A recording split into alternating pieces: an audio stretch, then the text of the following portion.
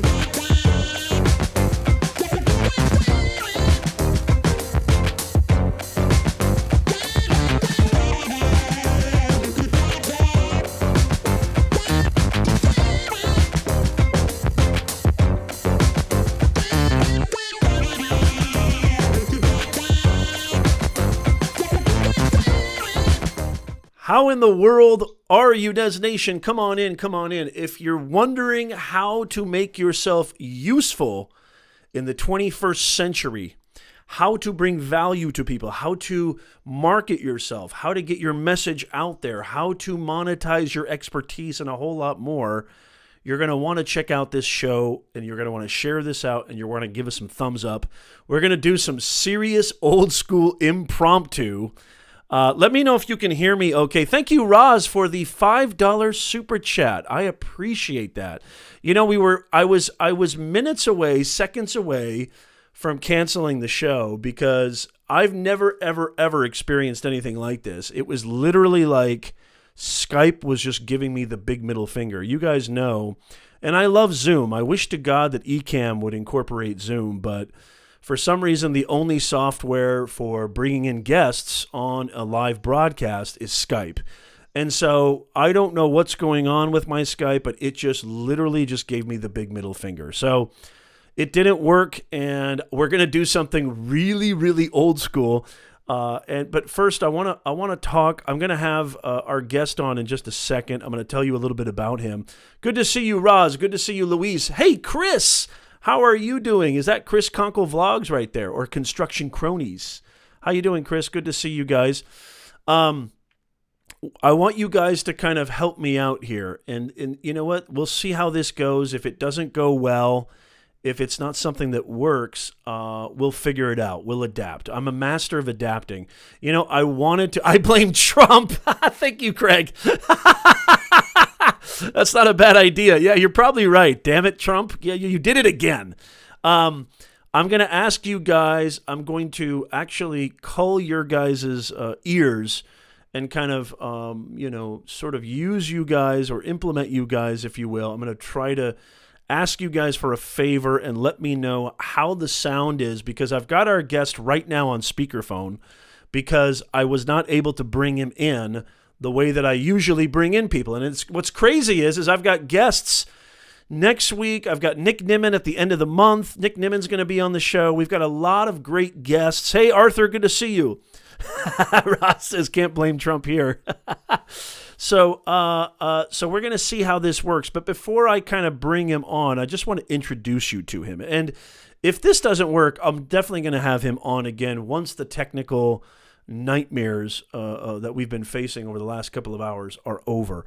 And this is something that I tell you guys all the time. I tell you guys this all the time.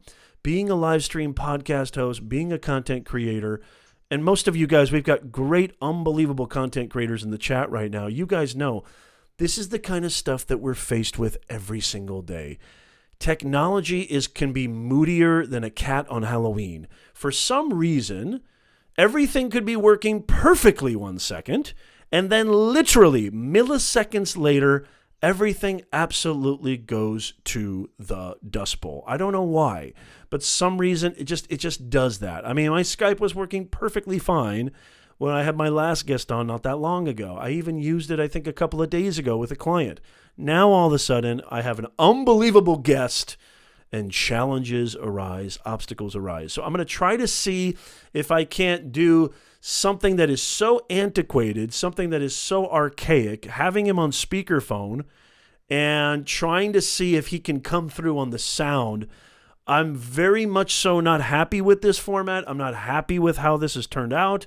I didn't want to cancel the show because I know a lot of you guys were waiting for me. Thank you guys, by the way, so much for waiting. I did extend the start time a half an hour. I really, really appreciate it. I'm going to see if this works. But first, let me introduce who I have. This is going to be a killer show no matter what. I'm going to make it a killer show. My guest is awesome. Let me tell you a little bit about who I'm going to bring on the show. His name is Tom Vlatko. This guy has 16 plus years experience in marketing, design, strategy, IP creation, and management. 10 of those years were spent running his own company, okay, in the role of client and project manager with additional creative and technical duties. He's worked with some pretty cool clients such as Reebok, CCM, Brother, Schlutler Systems, and Transcontinental. I'm really excited to bring this guy on. He's super, super intelligent. I'm only just dismayed that the software did not, cooperate, and we're going to see how this works on. Hey, Tom, are you there right now? Guys, let me know in the chat if you can hear this. I'm here. Oh, I hope I can live up to the hype. Hey, you know what, Tom? I'm so sorry. I apologize profusely. Hey, guys in the chat, let me know if Tom's coming in. Tom, give us a little bit of a background of who you are. I've got him on speakerphone. Yeah, Zoom doesn't work, Arthur. I love Zoom. I've been trying to tell Ecamm to use Zoom for ages. It's the only software that works with this. It's the only call-in that works. But hey, go ahead, Tom, and tell us just a little bit. Give us a little bit more elaboration on that background. And I want you guys in the chat. We've got some amazing content creators, live streamers, podcast hosts, vloggers, coaches, consultants. We got great people in the chat. Tom, tell us a little bit more about yourself. We'll see if this works. So I'm a recent transplant to Southern California. I'm coming from Montreal, Quebec, which is a pretty unique place in North America, being bilingual. There's a lot of extra considerations there you don't really have to deal with, but it does help prepare you for international relations. I started out in graphic design, and through luck and hard work, I managed to work myself into a position where I could start my own company. And from there, it's just been kind of branching out and expanding my skill set ever since. And that's kind of my ethos, if you will. Fantastic. Okay. Thank you so much, Tom. By the way, let me know in the chat, how does that sound? Does that sound passable? Is it just like, forget about it, Nez, it's not going to work? Or what are your guys' thoughts in the chat? I see a couple people say it sounds okay, just a little bit muffled perhaps. Craig, hey, Craig Madden. Craig Madden is a client of mine. How you doing, Craig? Good to see you. I love, Craig, that you're a part of Nez Nation. I hope to see you more and more, my friend.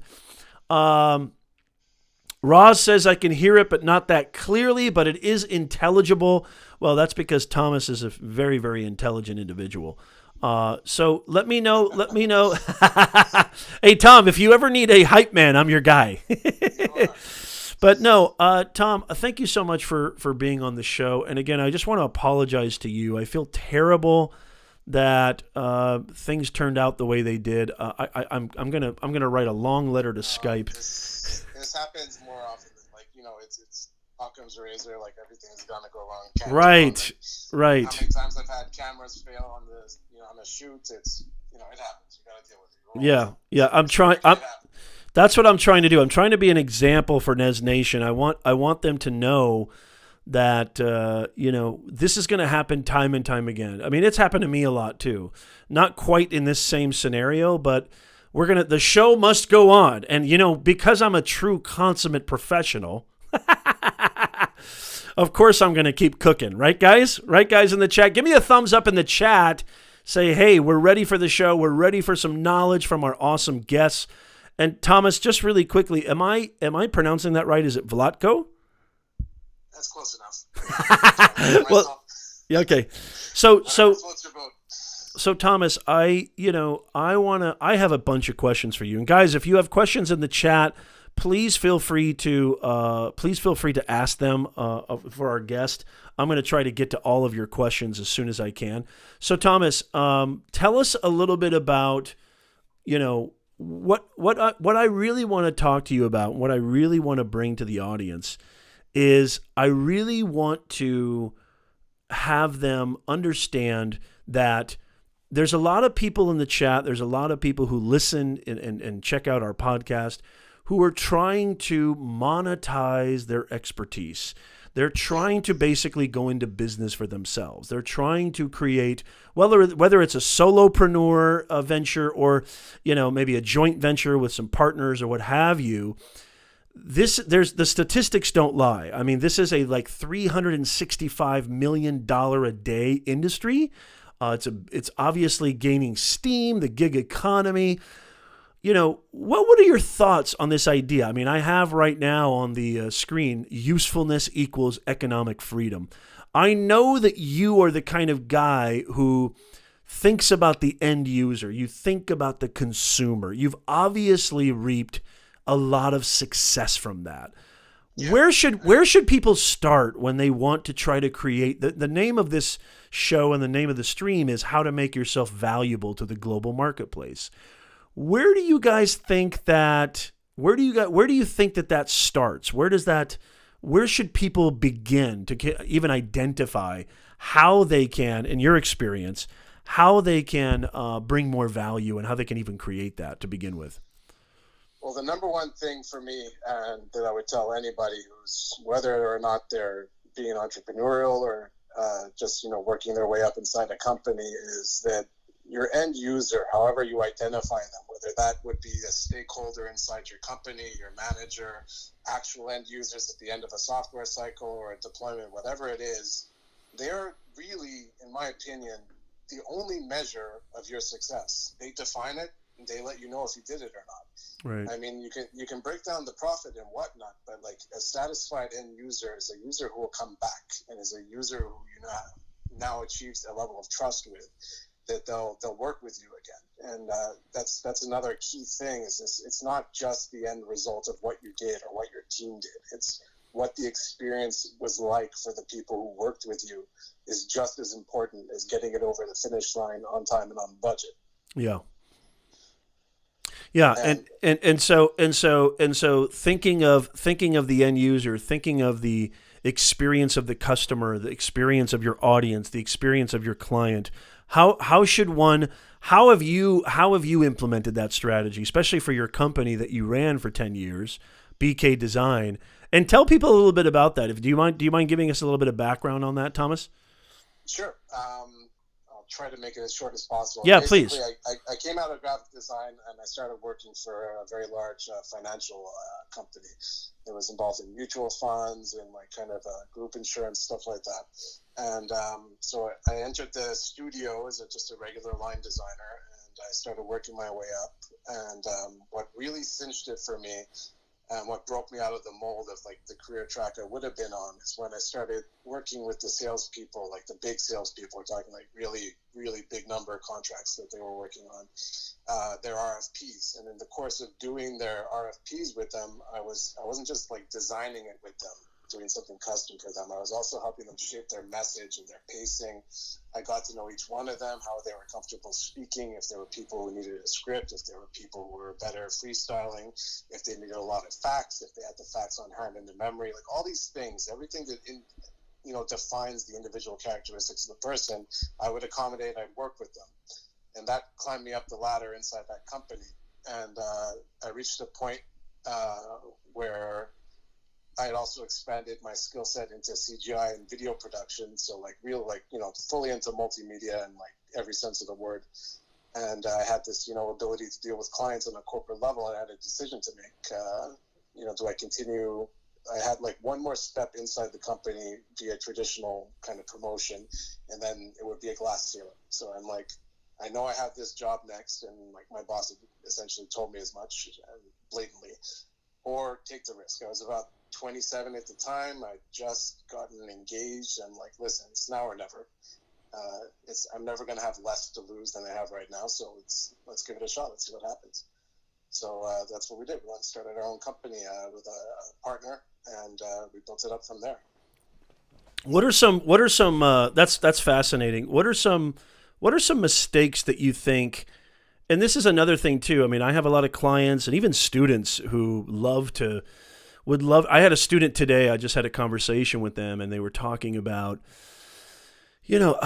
it's so funny because I tell my students all the time, I understand that you worry about grades. I understand that it's all about the grade. It's all about the grade. We've been conditioned to think that everything comes down to grades. I have 3 degrees, Tom, and I've never once, whether it was I worked in the corporate, whether I had my own business, or whether I went into the private sector, which now I'm kind of doing both. I'm dipping my toes in both.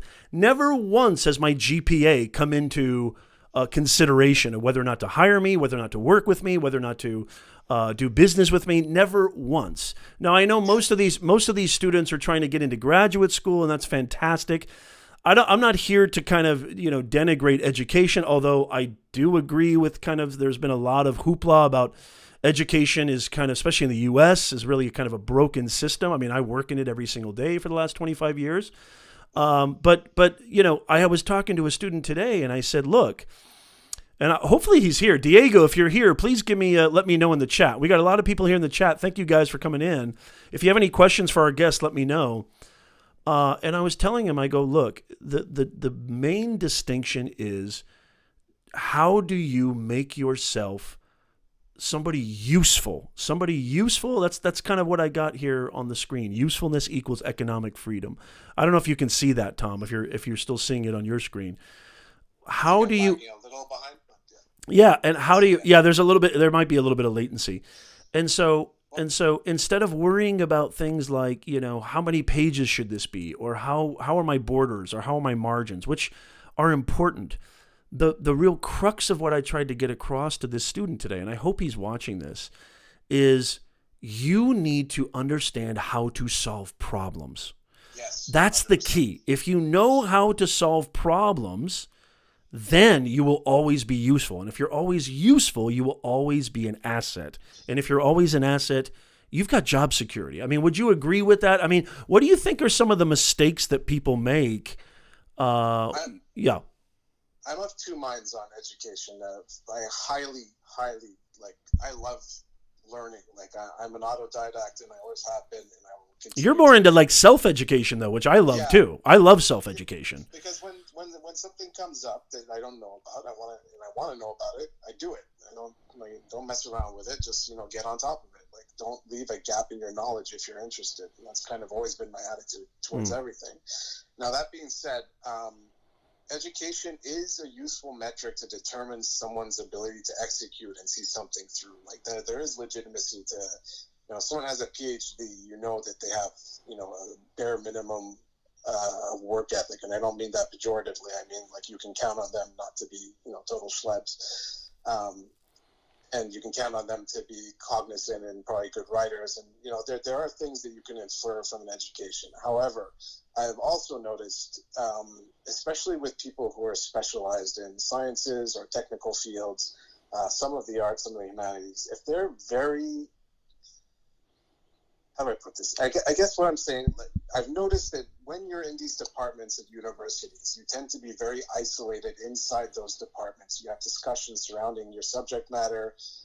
You're really kind of living in your own little orbit, especially when you're doing your thesis and your PhD, and that you can be in that state like well into your adulthood, but really it's not reflective of what real business life is it? No, well, not only that, not only that, and I don't mean to interject, but they've got the security blanket of a tenured position. Exactly, yeah. With that security blanket, they lack hunger and they lack that kind of sense of urgency. When you're a business owner, okay, every single day is like, you're in the cockpit. You know what I mean?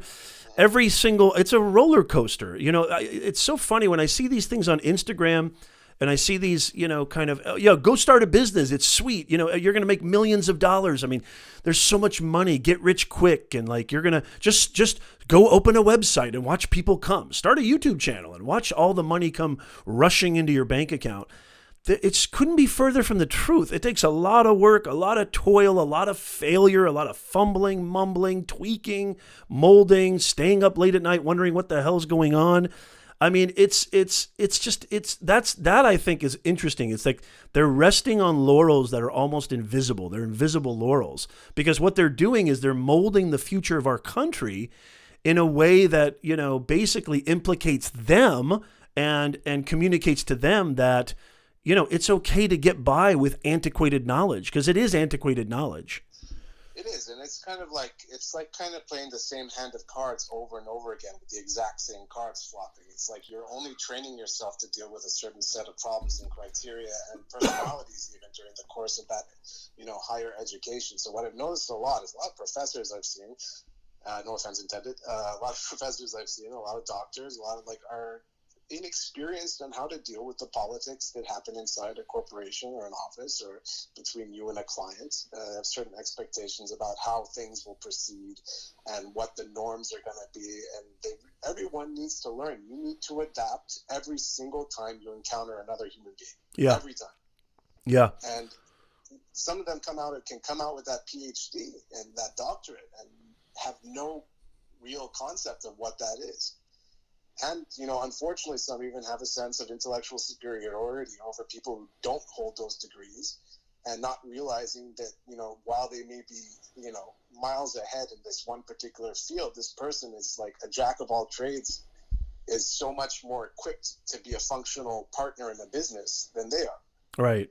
So, and I'm not saying that's in every case, and I'm not denigrating higher education, but it is a bit of a tunnel vision that can occur when you're in school for that long without getting the real world experience of what actually happens in a business, what actually happens with clients, like all the myriad spectrum of things that can occur that are completely outside of your specific education. Yeah, and I think it's specifically, I mean, not that all fields are immune to this, but I think specifically with business. I mean, I teach at several business schools, and I can't tell you how many colleagues that I run into that I'm just shocked that they've never ran a business. They've never been a part of a business. They've, literally just, accrued their knowledge through institutions and theoretics, which, I mean, there's some value to that, but I just find it hard to believe that you're going to teach a future generation about business and you don't have the practical experience to kind of validate that. And so that's why chefs will memorize the menu but never actually cooked anything. Exactly. And I want to just go into the chat really quickly. Christian, no, you're not going to get rich overnight doing this. I hate to break it to you. No, but I mean, I if you missed at the top of the hour, and I didn't want to cancel the show. We just had some crazy, out of the blue technical difficulties with the software integration for this live stream platform. And Skype just completely gave me the giant middle finger. I don't know. I did everything I could, scrambled. So I've just got him on speakerphone, and I'm doing the best I can. Let me know if it's really atrocious. We can kind of stop. If it's terrible, I don't mind stopping. Yeah, it was really sad because Tom is an awesome dude, And Tom, I'll probably have you on again. I just didn't want to cancel the show. I mean, I Do you always, want me to try to just get on the regular phone and get off the headset and see if maybe that'll help a little bit? yeah, please, if maybe that might help. Okay. And also, let me know in the chat. Well, let me see who's here. Roz, Flash. Hey, Christina, how are you? Luis, how are you? Is this any better? That does sound a little bit better, I think. Let me know in the chat if that sounds a little bit better. I want to ask you something, Tom. When you were running your business, what did you find were the kind of top obstacles that you were facing when you first started out? And what, like, in your 10 years of running your own company, what can you share with our audience that you would say these were the mistakes that you are so easily avoidable, but that maybe we made so blatantly or so kind of unconsciously, if you will? I could go on through a lot of topics, but I'll keep myself down to one or two. No. This is all about you. So please, please go. Yeah, this is all you. I'd say first encounter with issues with the business is that we had a very niche specialty, like doing, some people, especially at the time, this was like over 10 years ago, they didn't know much about web themselves. Like, it's not like it is now. Or they didn't know much about video production. They didn't know much about, like, even just like stuff, marketing kind of knowledge we take for granted now wasn't really in the zeitgeist yet. Like, it was still a pretty nascent time for, like, high-end internet kind of media. So particularly the CGI, which was really our bread and butter thing that we had over all our competitors, that was very hard to explain because the mechanics of pulling it off and making it happen are so in depth, and the process of doing it has to be so rigid because there's such a commitment of computing power in order to get the end result that, like, you can't go back past a certain point without accruing costs. So that was always a long explanation. Some people were more technically agile than others, and making them understand what they were paying for and how the process had to be was always like a wrestling match, especially when you never want to appear like you're being pushy or demanding towards the client. So it's always like a very delicate kind of psychological, political dance to happen. So that was definitely one thing, like how to give an elevator pitch for something that's like inherently just complex and most people don't know a thing about it. Right. They just know they wanted it. Right. Which, by the way, I have a video on how to create a very tight elevator pitch. Just a quick plug there. I mean, it's important. That's what I kind of I try to craft words and messages as best as I can, and I try to help clients and my students and everybody try to do that. So that's not easy, and I make a ton of mistakes too. We all make mistakes. That's why I came to you too, right? Yes, right? yes. I won't try to vet myself on that basis, even though I do that for other clients. It's always hard to do it with yourself. But the second thing I'd say to deal with is coming from the initial corporate job. The budgets and whatnot were, flexible. Like, if the VP or the president or the CEO wanted something to happen, it was going to happen. It didn't matter, the sales guy or whatever would, decide, well, I want this, and, it would be fine. So I went in and I didn't realize I had a deficit in this department, but I had a deficit in dealing with mission creep from the clients. And it took me a while to kind of learn how to manage that and to see the downfalls. I remember the first big project was like a 2-year ongoing huge multimedia project. It was like a virtual house. You could like go inside and like rip up the floor and change it and like see under things. It was a pretty crazy thing for the time. It was like, just when Flash was dying. So it was like a pretty big deal at the time when we did it. Wow. And the CEO was in on every meeting. And he had the power of the purse strings, and he would just every month we had like a Scrum-like kind of system going. It wasn't like a strictly Scrum, but it had a lot of elements that are similar. So we'd have our like regular touchstone meetings with them, report to them every week at least, and we come in, and every week the CEO would have a new idea, and he would pay for it, and that's all great, but then you end up with this kind of Frankenstein's monster at the end. And like, I knew that he was getting too scattered, but I wasn't sure exactly what was my place, like what point I should have put my foot down to like really, for his benefit to like, rein things in and like kind of like confine the scope to something that was launchable instead of like a forever project.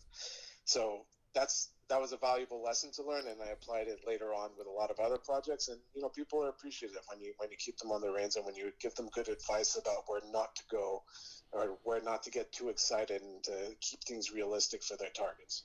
Right, right. So this kind of grounded approach and this sort of like customer thinking of the end user, where do you think that comes from? Is that something that you think can be learned, Tom, or is that something that you just kind of have to have inherently, or is that just intrinsic? In my experience, the reason why I'm so focused on is not, it's partially based on the fact that I was both the seller and the doer. Mm. So that, I'd go and solicit a client, or they come to me and I'd negotiate, I establish a relationship, I'd write a contract, we'd get going, we'd go through the scoping, whatnot. Then I'd actually do the work as well with my team. And then I would also then end the project, do the after sales. So like it was an A to Z thing. So for me, for the long, it's I can't remember when I didn't think of it this way, but it's always been this, it's a holistic view of the entire process. And I want to know everything I can every time, even with my clients. I want to know like what it's like in their departments, like who are the power players, what's the politics like, what are your production timelines like, or like everything I can gather up to know about them is important to me. And every bit of information I get from them helps me inform how to please them best during the process, which, as I mentioned, like keeping the process as a priority and not just the end result is so important to me. Right.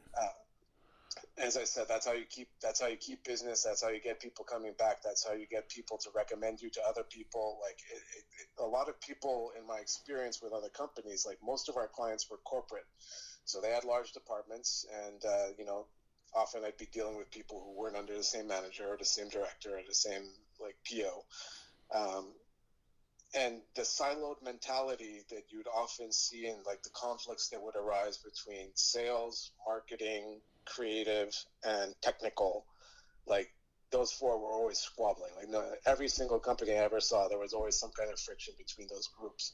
And the reason why is they couldn't understand the priority of what the other group was doing. Like I'll give you like a very I love the key word. I love the key word understand. Yeah, understand it. That's really what it is. And like I'll give you an example. Say I don't know, you're developing an app or something like that, and then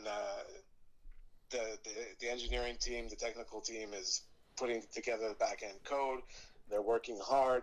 They're almost done, and then the creative team comes back to them and says, "Hey, we need to move this button over there and make it bigger, and we need to make it red."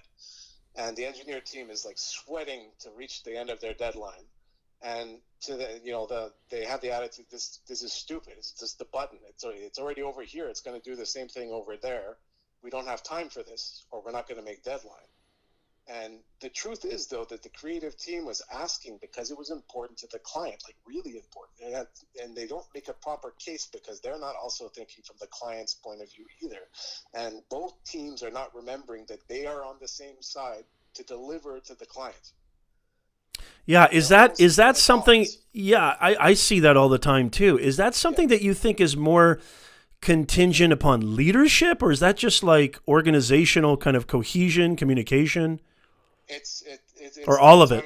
Environment of the company. Right. It has to be like a ground up, like the understanding has to. It's not just the teams that have to understand it. It's the higher ups too. It's the project managers. Right. It's the stakeholders. It's the CEO. Everyone has to remember what they're doing and for whom. And remember that they are all supposed to be pushing in the same direction for the same reason. And anytime there's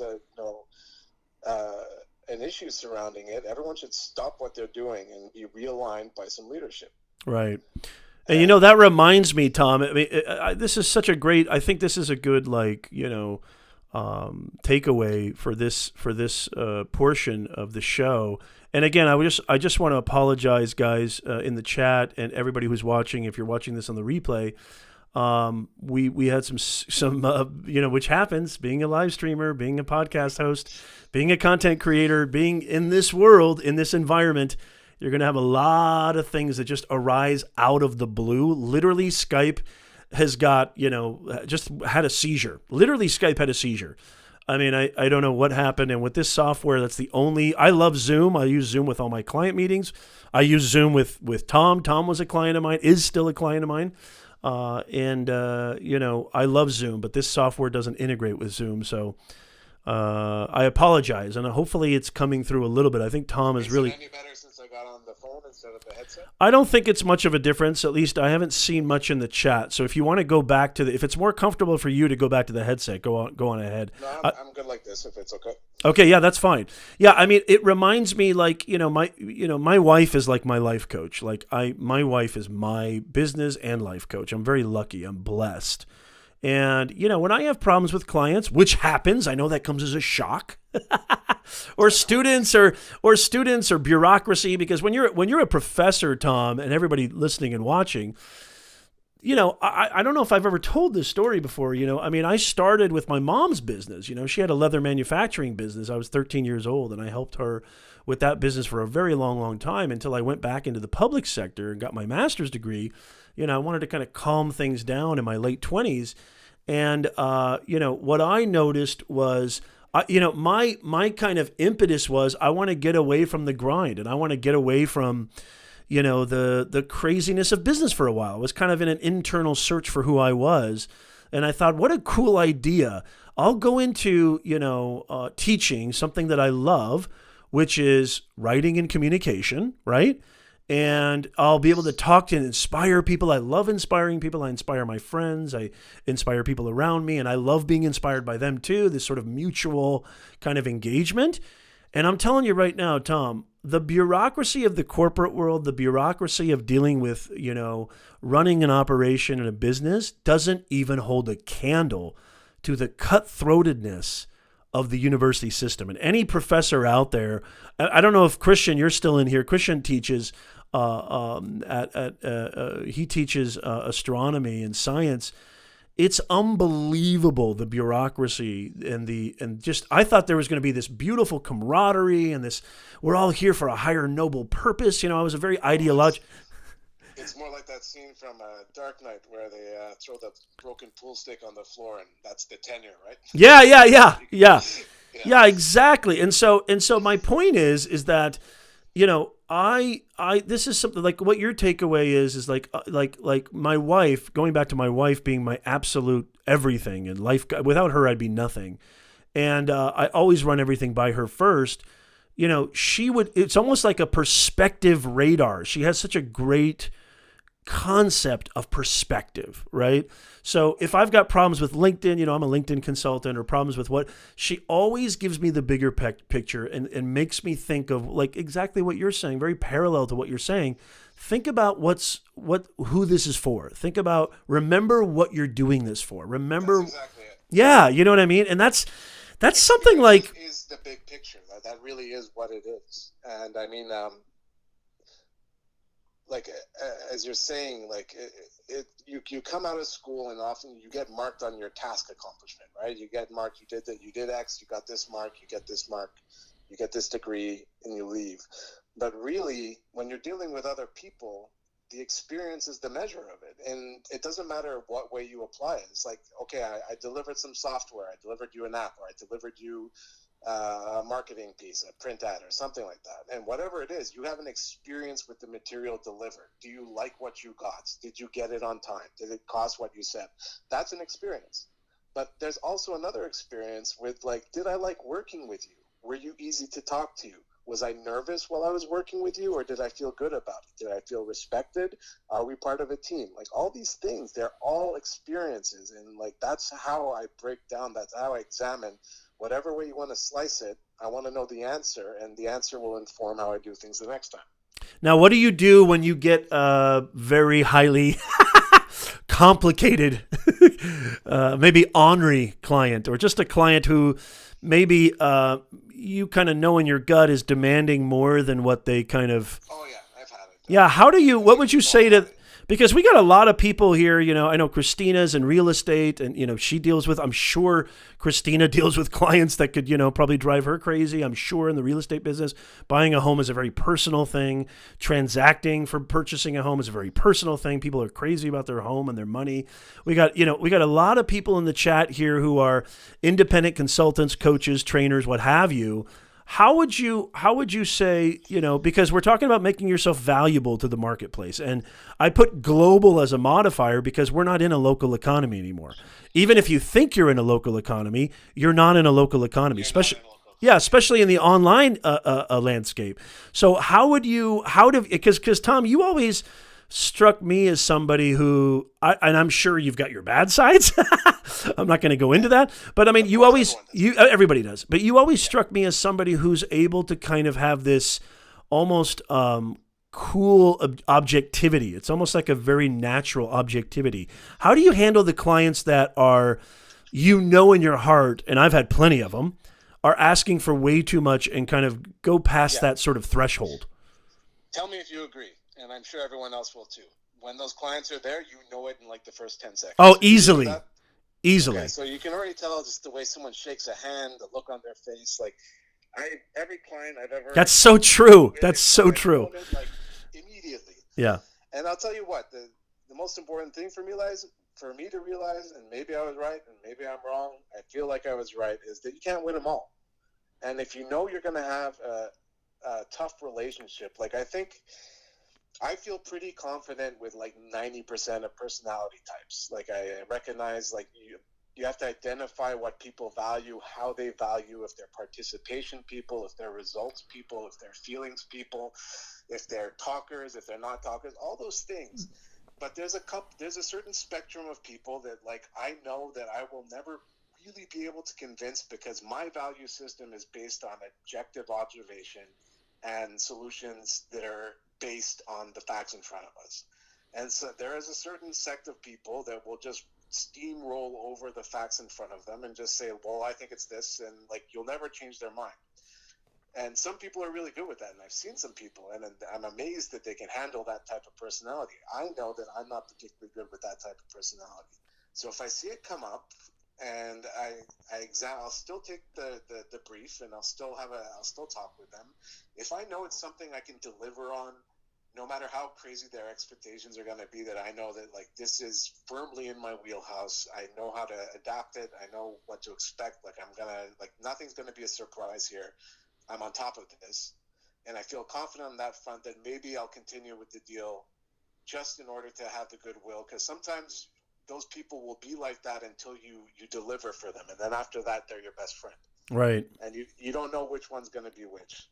And there's other times where if I see it's a high volatility, if they're completely off base for their scoping, their cost expectations, their delivery expectations, if their attitude is not good, if they're disrespectful, maybe not to me, but to like people around them, all these things will, and if I find that I have to get out of it, of course I'll try to do it in the most diplomatic way possible. I might even, fib a little bit and say, unfortunately, we're engaged for the time frame you're looking at, and I'll go and I'll try to find them someone else. I would do that for clients. I would actually go and try to find a competitor of mine and, say, are you willing to take this guy on, give my opinion on him, and let them have a meeting with them. I don't want to leave anyone in a lurch, but I also don't want to engage with someone where I know the end experience will not be a good one for both of us at the same time. I always find, that's really interesting. And yes, Roz, I would definitely say it's all about focus toward the client and customer. But is the customer always right? I would say not necessarily. I mean, maybe not even close. But it's not, is the customer always right? It's, can you serve them in the best way possible? Because I know a lot of us think about money, and rightly so. It's very important. We've got bills, we've got things going on. So somebody will throw a lot of money on us, but we know in our heart that this is going to probably be a refund, or it's probably going to be a terrible situation. Is it really worth that? The scales are sort of tipping in one direction. And, I've done that before. I've taken on clients, which I love the way you said that, Tom, too, because you definitely can tell within the first 5 seconds. It's unbelievable how fast you can tell.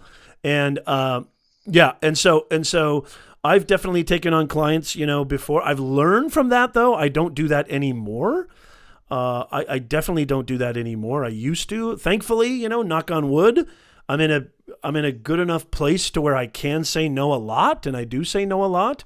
And I love that. I love that freedom, and I want that for everybody else. And there's a certain amount, that's a point you get to down the line. When you're young and hungry and you're just starting, a lot of times you're terrified to say no to anyone because you don't know if that's going to be, some kind of breaker for you down the line, or something you're really going to need, or if this person can reference you. You're just more nervous when you're kind of lacking that experience. But I will say this, that's rarely occurred to me. I've rarely had to deal with someone that your spider sense is tingling, that you will not be able to connect with them intellectually or on a business level, very, very rarely. Yeah. I'd say more often than not, you have someone you can get along with, but they walk through the door and they think they know what they need, but they don't. Yeah. And it's your job to examine what they're saying in a way that you can bring them around. I usually use the Socratic method for that, to make them realize that what they really need is something else. You don't want to shoehorn them in. You don't want to batter them that no, they walk through the door and say, well, I need a website. And you're actually, no, you don't. What you need is, a Facebook page or whatever it might be. You kind of massage people in, and in the process of examining what they need, you demonstrate that you understand it while you discuss it with them. And that's a pretty critical thing. I understand you. And once you kind of have that basis of I understand you, I hear you, your suggestions that you make afterwards become more valid because they know you're addressing what they said they needed or what they thought they needed. Right. And you're offering them something better. And that's really the key thing. Never say no. Have a solution in place. Even if that solution is not what they came through the door wanting, give them a path forward. Give yourself a path forward. Yeah. Because it may be, to your point, it may be a situation where the timing is wrong, right? It's not the right time to work with that client, but maybe, because I see a lot of people do this, Tom, that where things don't go as planned, or things don't go as well as they should or could in their own head, in their own perspective. And I'd have to agree with what you said earlier too. I think it's probably a very low percentage of people that take me to that level where it's oh, this is just a complete, it's a wall, it's bad news, it's not going to work. It's very low percentage, maybe even less than 10% of everybody I've ever, come in contact with. But, yeah, I mean, it's interesting because, to your point about, how do you come up with these solutions? The timing, I've had this happen. There was many clients who, I knew that they weren't ready, and maybe it had to do with cost too. It could have been with cost, but more often than not, it had to do with mindset. It had to do with their kind of initial conception of what the coaching process is, or the consulting process is. And, I like what you said, always try to remain professional, and always have you said something really crucial, always have a path forward, as opposed to a barrier or an obstacle, or even burning that obstacle. Because this has happened to me, guys. This is so important. I followed up with even people who I knew went with a competitor, and I've actually accrued their services later on, at a later date, at a later time. And it's not easy to do that. It's not always easy to keep your ego in check, to keep your emotions in check. And let me ask you this, Tom, what are your thoughts on emotions in business? A lot of people say, look at the Japanese, or look at certain business people. I don't want to say businessmen, but businessmen and women, they really do a good job of eliminating emotions when it comes to business. Are you a fan of that, or do you advocate that? Are you on board with that? I am adaptable to that. One of my biggest clients was Japanese, and they have, a very different way of doing business and a different way of building a relationship. And really, it's about what's going to work. Again, just to bring it back, not to beat the horse, but to improve the experience. If someone's more comfortable to keep things very analytic, very data driven, very kind of on schedule and laid out, and they don't want to get personal with you, they don't want to hear about your kids or anything that's something that's fine, because that's what they want and that's the experience they need and that's what you should give them as a service provider. And then there's other people who want to go get a beer with you after your meeting. I wonder who that could be. Yeah, but and that's fine too. Yeah. What is which of the kind of sides of the coin is going to facilitate a better experience for everyone? And it's just a matter. You might be the kind of guy who likes a friendlier, more an emotional, personal kind of relationship, but that will only bother you if you walked into it and didn't realize that's not what they wanted. If you set up an expectation for yourself that's false, that's on you. You know what I mean? You got to walk in and meet every person like they're a new story. You got to learn them. You got to take your time. You got to take the steps. There's no trick you will ever learn in life or business that will last forever. Right. You always have to be on your game. And you always have to look at the environment, and you have to look at each person again and start over. And there's nothing wrong with that. That is the best thing you can do. Start over periodically and refresh yourself for whatever is going on, whether it's the business environment, your customer relationships, the way you're looking at your own business, the way you're marketing. Start over regularly. Adapt. Reinvent yourself. This is so good because I tell my students this all the time. Education is going at snail pace, but the real world, the real marketplace, free enterprise, is going at lightning speed. So, and again, I don't want to denigrate education. There's beautiful attributes, especially if you're going into medicine, obviously, or science, or, other pursuits. I'm thinking specifically of business because that's my background and that's what I teach and that's what I see every single day. I have heard stories across the board, but I don't want to judge other factions or other, pursuits or other specialties. Stay on top of what's going on, adapt. And I love the way you said that. Nez Nation, keep starting over and over and over. Flexibility. Yes, you have to adapt. Failure does not have to define you. Just because you've failed. So there's this saying, I know you've heard this, Tom, 90% of businesses fail within the first 12 months. I actually have revised that. It's not the businesses that fail. It's the people that quit. I think it's the people that quit. Now, yes, there's some terrible, businesses out there that just did not solve a problem correctly or didn't have a good enough product or quality or enough thought put into it, of course. I think it has to do more so with people who quit. And the reason they quit is because one time it didn't work, one idea didn't work, and they say, well, I'm going to go be an accountant. I guess I'm going to take the safe route. And I know a lot of you guys, Nez Nation, I see your messages, I hear your comments, I get your emails. Same thing. It's not working. I'm not growing fast enough, or this isn't working. Should I go be, a dentist like my mom wants me to? Not necessarily. What's your thoughts on that? I'm going to contradict you a little bit on that one. Talk to me. My experience has been that most people I've seen who failed at business stuck it out too bloody long. And they wouldn't adapt. Interesting. They So you're with their plan, and the plan didn't work, and they just kept banging their head on the same spot on the same wall and never tried anything different. They were just waiting for their plan to work, and then it doesn't. Yeah. And then you run out of funds. Yeah, and I think that's actually more of a contradiction to flexibility, to adaptation.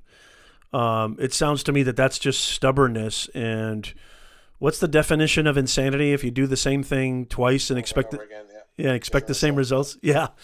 So Tom, this has been, you've been such a great sport, and thank you so much for being on the show and just really, divulging your experience and helping us to understand how we can kind of present ourselves and be more valuable to the marketplace.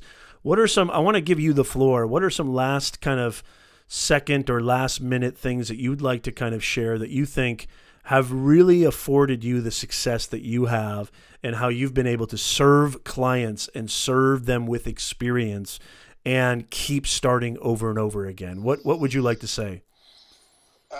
First thing was never shying away from teaching myself.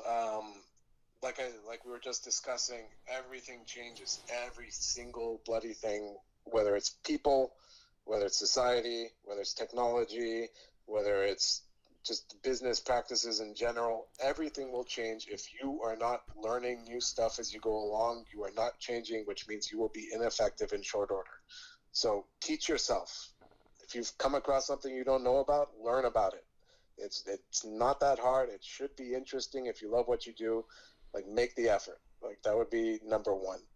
Number two is, this is more for people who are kind of coming up, but even for early stage entrepreneurs, I guess. If there's am I allowed to use a curse word on this? Sure. There's a shitty job around you that's not getting done, or someone's not doing it, and it's not really your role, and it's not getting done, and it's kind of affecting you, or you're annoyed that it's not getting done. Instead of sitting there and building up resentment at the person who's not doing it, or how it's affecting you, and staying away from it just because it's not technically in your wheelhouse, don't do it. Step in, take the job, even if it's crap, because it's probably better that you're doing it and getting it done right than leaving it in the hands of someone who could potentially be a liability to you executing later on. Right. And you know what? It shows everyone around you that you're a doer. It shows everyone around you you're proactive. It shows everyone around you they don't have to worry about you because you will take care of things. Yeah. And that kind of credibility, whether it's with your own staff or you're working for someone else, that is gold. When you can be a fire and forget employee, when your boss knows that you just got it and they don't have to worry, and if there is a problem, that you will be the one to bring it to them, and you will know what's a real problem, what's not. You won't waste their time. That is gold, and that is what I think anyone looks for in any relationship. But like, be cognizant of what's around you and take things on, even if they're not supposed to be yours, if no one else is doing them. Fantastic. Really good stuff, Tom. Thank you so much. I want to go in the chat real quick. And by the way, if you have any questions for our guests, please feel free to leave them in the chat. I know it's kind of been a sort of technical conundrum here, and we've been doing the best that we can. I love what Craig says in the chat, inability to pivot.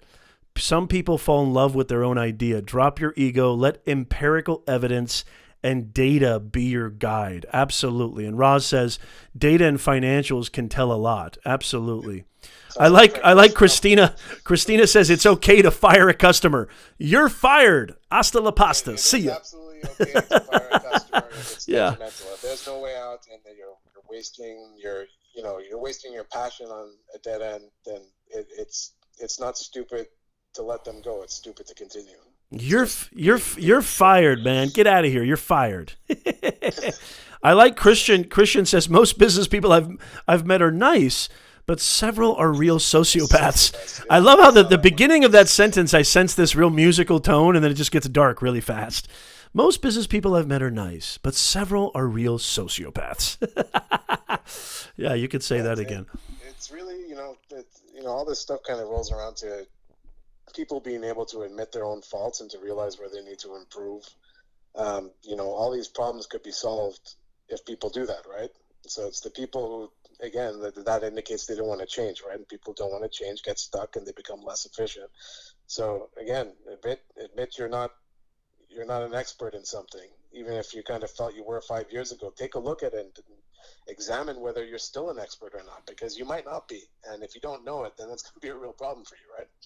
Yeah, there was a great line by a great Zen master who once said that in the expert's mind, the world there are no possibilities, but in the beginner's mind, the world is full of possibilities.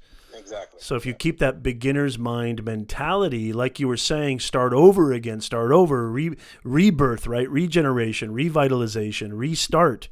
You keep that mindset. This is really a mindset thing, is it not, Tom? You keep that kind of eternal learning mindset, which I've talked about on the show many times. I love that you've sort of conjured that up again.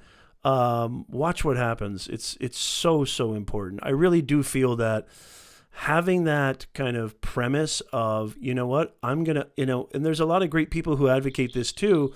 Having a lot of great leaders actually don't consider their employees working for them, but quite the opposite. They work for their employees.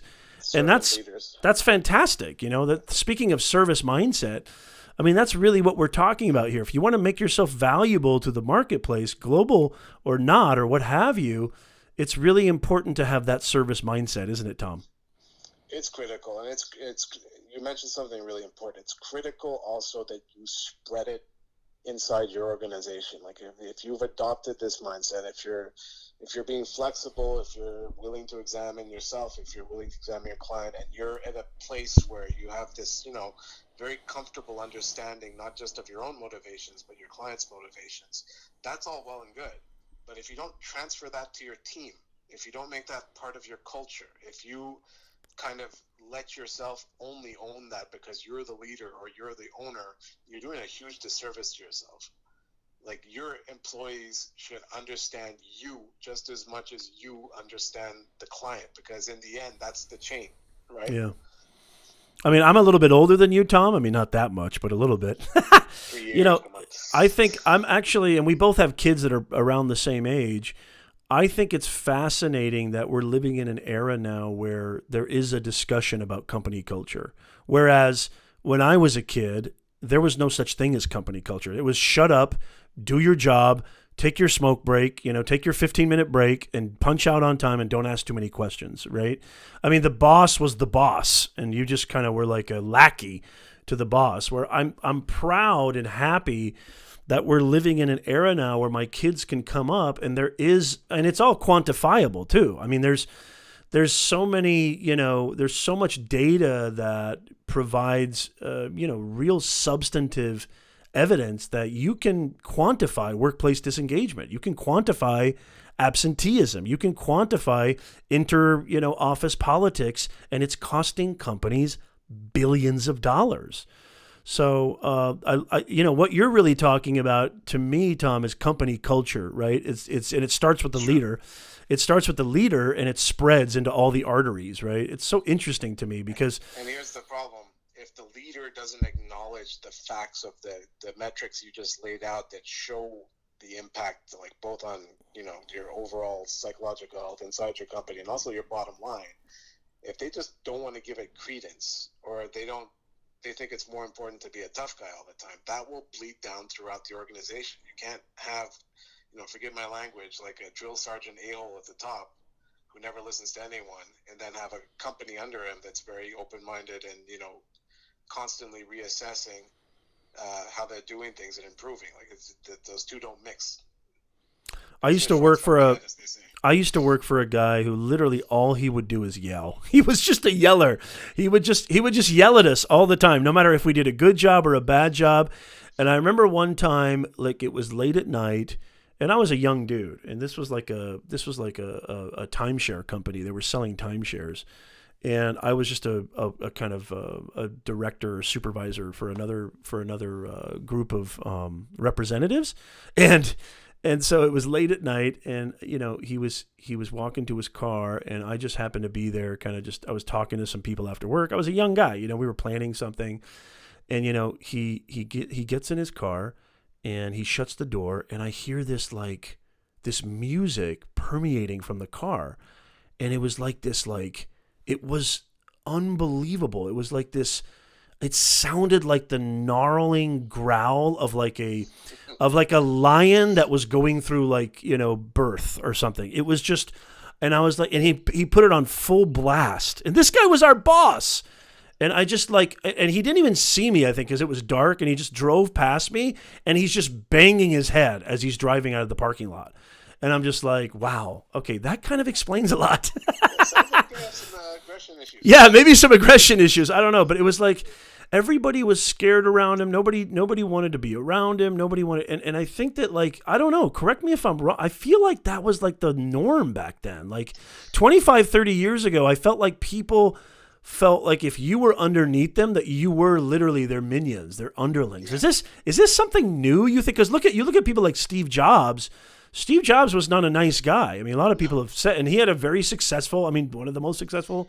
That's what I was about to say, and I wasn't thinking of him in particular, but I was about to say, I've seen both ends of the spectrum on this. I've seen people who are, aggressive and kind of grumpy and, just not nice to people, who somehow, and I could never really quantify it into a concise thing, but who are still effective.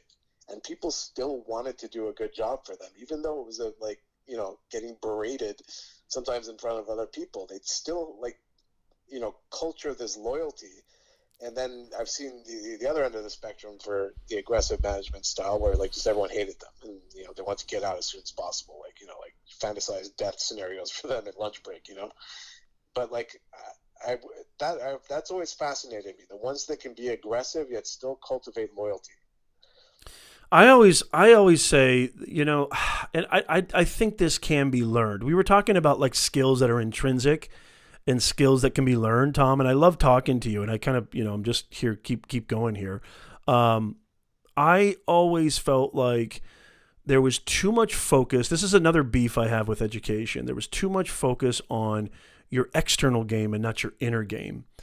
I always felt like the kind of sort of epicenter of my success has always been, and I think you would agree with this. I think it's the epicenter of your success as well, and many of the people in the chat, was my ability to really be aware of people and really be able to read people well, really be able to navigate those sort of personality types in a way that was always authentic, but yet at the same time I was able to acquiesce to environments. You know what I mean? Like I was always able to acquiesce and adapt to environments. And I don't think we ever talk about this. Like, how do you go about knowing how to read somebody, knowing how to pick up signs where maybe this individual is this type of person and it requires a certain type of communication? I was always really good. Like I was the guy in high school that wasn't popular, but I wasn't unpopular. I was just the guy in the middle. You know what I mean, Tom? I was always the guy who was, no, not even a wallflower. I was like cool with the dweebs. I was cool with the dorks. I was cool with the whatever, the cool people, whoever the cool people were. I always like I could have gone to like the parties, but I actually I had a kind of a weird, I don't know. I had a really weird group of friends in high school. All we did was just like, we would create skits and make home movies, and I loved to laugh. I didn't care about being cool. I didn't care about being at a party and being, I didn't even have my real first hangover till I was in college. I mean, I never really drank in high school or did anything weird in high school. I always just wanted to laugh. And I was always around the weird comedian type of people. And so I had kind of a weird high school, but I mean, I was cool with everybody because I always felt like, people are people. And like people, like I tell this to my students all the time. I'd love your thoughts on this and in the chat as well. Everybody's just trying to do the best they can. Like nobody knows anything. Nobody knows anything. This may be getting weirdly esoteric or deep, but I truly believe, Tom, like let's go there. I don't care. I mean, we already have technical problems. F it. Like I always felt like nobody knows anything and everybody's just doing the best they can. Like you see these people right on TV, or you see these people walk down the street and they've got this gait and they've got this posture and they've got this perfect hair and perfect teeth and they look like $1 trillion, right? But the inner fraud monologue. Oh man, but that internal, that's what I mean. We focus on what's the capital of, Texas. We focus on the War of 1812. We focus on where is the liver on the frog. We focus on, what is A squared plus B squared equals C squared. Where is the human side of education? Because I'm telling you right now, I said this to a student today. I have 3 degrees and they're worthless when it came to, I mean, there's statistics that show this. I think it's like 73% of people go into fields other than their major. What does that tell you? Yeah. I mean, it tells me whoever fakes it best wins. And, I don't know.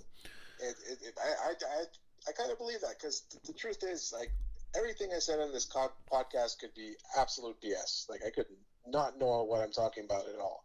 But if I fake it well enough, then I'll get credit for whatever I've said. And I'm going to be the only one who knows that I'm a fake. I'm a fraud. And what's the mechanical result of that fake? It's that I got the credit. No one else but me knows that I was a fraud. So like these people who always say that, they have anxiety, especially when they start new jobs, that they're a fraud, they're not going to be able to do it. Like, it's really a matter, like, that's going to be something you have to deal with. Like, the show you put on for other people is not a show in this kind of superficial, non-mattering way. It matters very much, the show you put on. because the show you put on is the mechanism through which you'll start getting real validity for doing your job. It's the mechanism through which people will like you and start to trust you. It's the mechanism with which you'll start building a team until you feel comfortable again. We're all frauds when we start something, right? Yeah, I guess. I think if you come at it with honesty and transparency and yeah, I think that's the mentality. I think that's the conditioning. We've been conditioned to fake it till we make it, which I think is just hogwash. And I might be contradicting you a little bit, Tom. I think a lot of people, I think your authenticity, at least for somebody like me who I like to think that I can read people really, really well, I would say that, I think people underestimate their audience. They underestimate people. I think people can tell when you're being disingenuous. I think maybe in the short term, you can get away with it. I do a lot of professional speaking engagements, Tom, and I see these speakers and it drives me crazy. Like, they'll talk about amazing things. Like you said, they'll fake it till they make it, right? And then in the green room, I'm like, so cool. So you talked about marketing, you talked about business. So what kind of business are you in? It's like, no, I don't do any of that stuff. And I go, wait, time out. You just got done talking to a stage full of people for an hour and a half about business and marketing and supply chain. Like what? Like, huh? And these are people that, and you know what the answer is, Tom? They tell me well, I'm just really good at talking, so this is my gig. And I'm blown away. I'm like, dude, you're gonna I just go, wow. Like, dude, like, that's a legitimate skill set that's bankable. Wow. Isn't that crazy? It's just unbelievable. I would say it's bankable to a certain degree. I think there's a certain degree, and a very kind of superficial, like, this guy's making a living doing it. He's making, not only is he making a living, Tom, he's making a really good living. Like, I've gotten 5 figures before for speaking gigs, and I plan on getting a lot more. And there's nothing special or original about Professor Nez. I just, I only stick to what I know.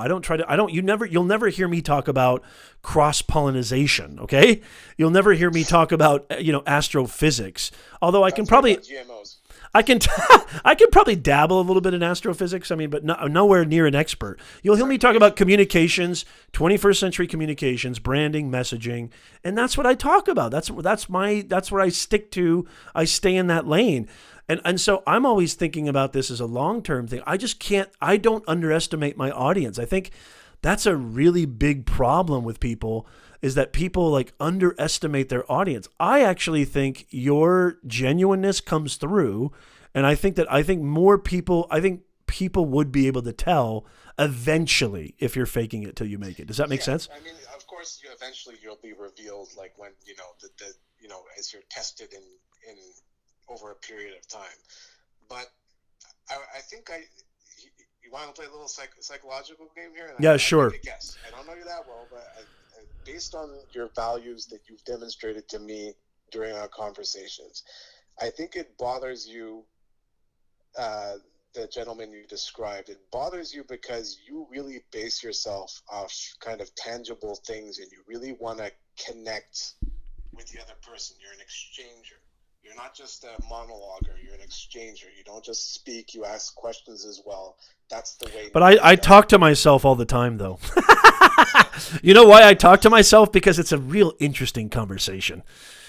I'm that guy in the grocery store that you like kind of go like, who's it? Is he talking to the bread? What's he doing? Would I be right though?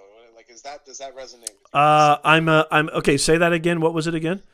That you're a connector. You want to interact with the people you're dealing with. You want to exchange. You don't just want to talk at them.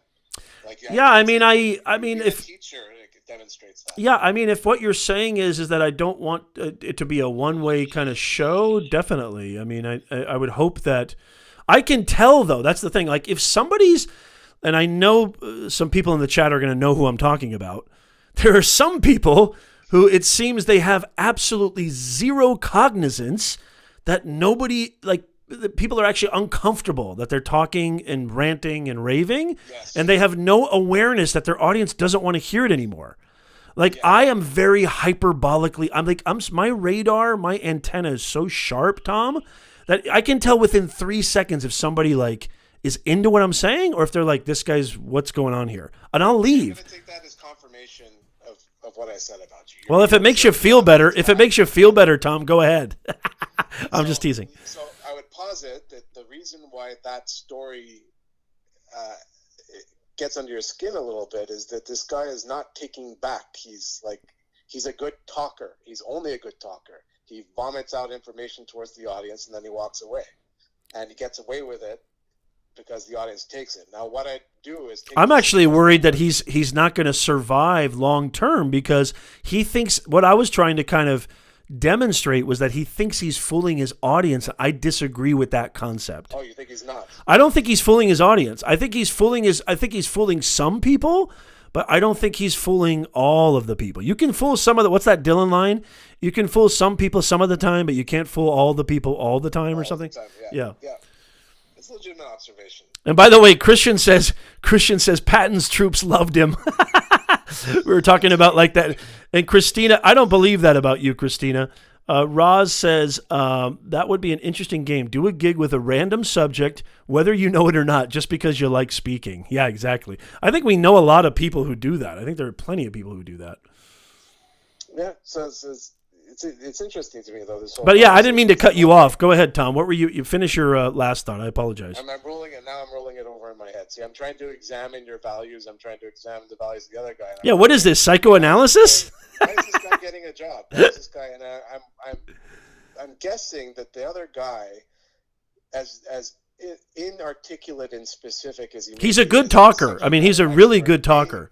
Yeah. Inspire people to connect with that which he cannot give himself. Right. And there's value even in that. And again, you break it down. What's the end user experience? Yes. And if people are inspired, even if they didn't really get anything out of it, if they just liked hearing it, say like, yeah, and I love the topic. I'll look more into it. This guy, he didn't give me much, but like I'm excited to continue with the topic. There is value in that for people. Yeah. Now, what I'd say with what you're saying, though, is that, yes, this guy can spark the room once and then never again kind of thing. Yeah. And I get that point of view as Well, well. I think I was fooled too. Like, I mean, I was actually fooled. And I think that he might have actually I actually think, Tom, that he actually might have taken a speech from somebody else who actually maybe knows what they're talking about. Yeah. Yeah, and then that's being maybe a good mimicker, but he is a good communicator. Like, he was very animated, and maybe he was, I don't know, maybe he might have had some skills in improv or something. But honestly, I was fooled too, and I talked to him. I said, "Dude, what's your business? Like, I want to learn more from you." Just trying to be cordial in the green room. You try to be cordial, and And then he just kind of like, it was almost weird. He just confessed to me like, yeah, I don't have a business. I'm good at speaking, and that's my job. I speak. Okay. Even that in and of itself is an interesting thing. It is.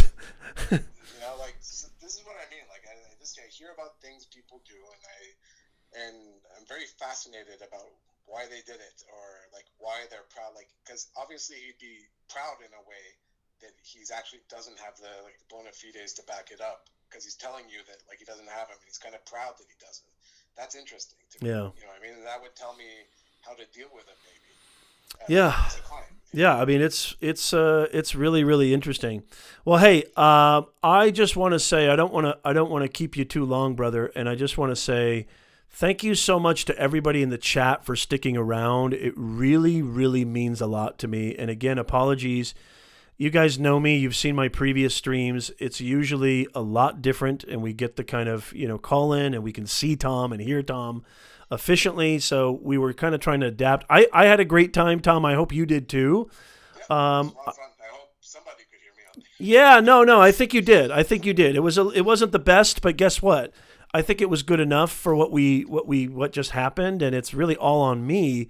I mean, it was weird. I guess I just made the assumption. Don't ever assume, guys, that your technology is going to work every single time. It's good to test. You did check in advance, so having a solution in place as a result of you doing due diligence. So I did.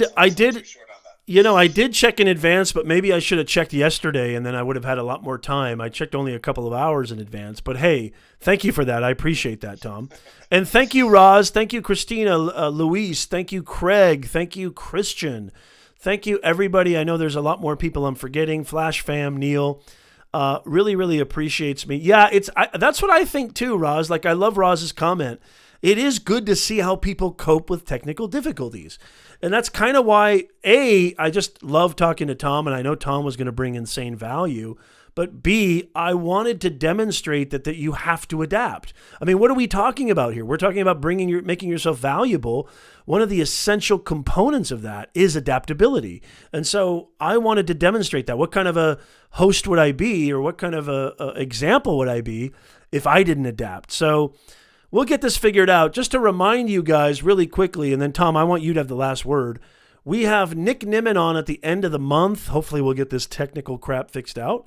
And we've also got the expert plumber coming on next Thursday in the morning. And check all times. If you subscribe to the channel and you hit that bell notification every time we go live, you will get forewarned and you will get notified. And you will be a VIP of Nez Nation, y'all. So make sure that you come check us out. Hopefully we'll get all these technical difficulties, hashed out, and things will go a lot smoother. I want to thank our guest, Tom Vlatko, for coming on the show and for being such an amazing guest and being such a good sport. And Tom, before we leave, go ahead and tell the folks, maybe where they can find you, or anything that you want them to know. I'm going to have you kind of send us home. You have the floor, sir. Sure. Well, I just recently moved to SoCal. I just got my work papers, so I'm really just getting set up right now, which is why I'm speaking to you. I'd love to connect with anyone who wants to speak about anything. My network is just getting started, so it'd be great to hear about your experiences. If you want to talk about anything, I'd be happy to. Spell your name so they can find you on LinkedIn. Yeah, it's Tom Vlatko. So V for Victor, LA like Los Angeles, TKO like in boxing. Vlatko, perfect. Yeah. So I just say last piece of advice to everyone is you got to be able to sell your strengths, and if talking isn't your forte, but you bring the goods either in product development and software, whatever it may be, if you really self-evaluate yourself, and if that's something you're missing, find a partner or someone you can do business with who can shore that up for you until you're comfortable enough to do it for yourself, because you got to think about the whole game. It's not just how good what you do is, it's how well you talk about it and what your relationship is like with the people you're selling it to. Fantastic. Thank you so much, Tom. And thank you, everybody, for being here again. And as always, we appreciate you, and we will see you guys next time. Thank you for joining us.